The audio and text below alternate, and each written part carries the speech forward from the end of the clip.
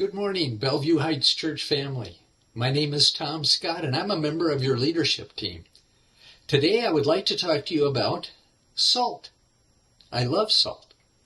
My wife claims that she adds it when she cooks, but I think her fingers are crossed behind her back because I always need to add a bit more.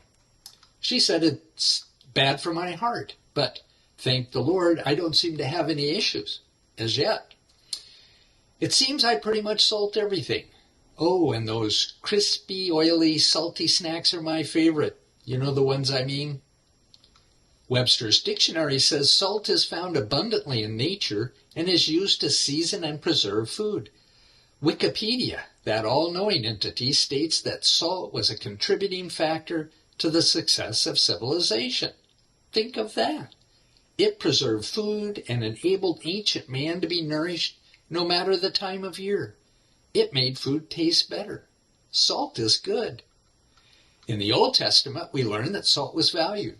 For example, it was to be included in meat sacrifices at the temples to offer the very best to God.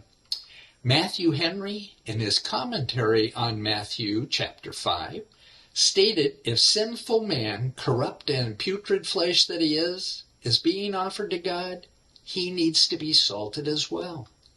Even Jesus mentioned salt, and I tried to convince my wife he wanted us to eat salt, but she just rolled her eyes. Jesus said in Matthew 5, verse 13, "You are the salt of the earth. But if the salt has become tasteless, how can it be made salty again? It is no longer good for anything, except to be thrown out and trampled underfoot by men." The NLT Study Bible I use says in the footnotes to that the disciples, being like salt, were to preserve the gospel by ensuring its constant presentation to all nations.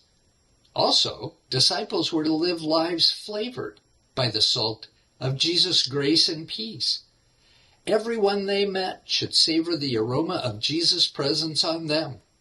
And these footnotes ended with, if Christians make no effort to affect the world around them, they are of little value to God. If we are too much like the world, we are useless. Sound familiar?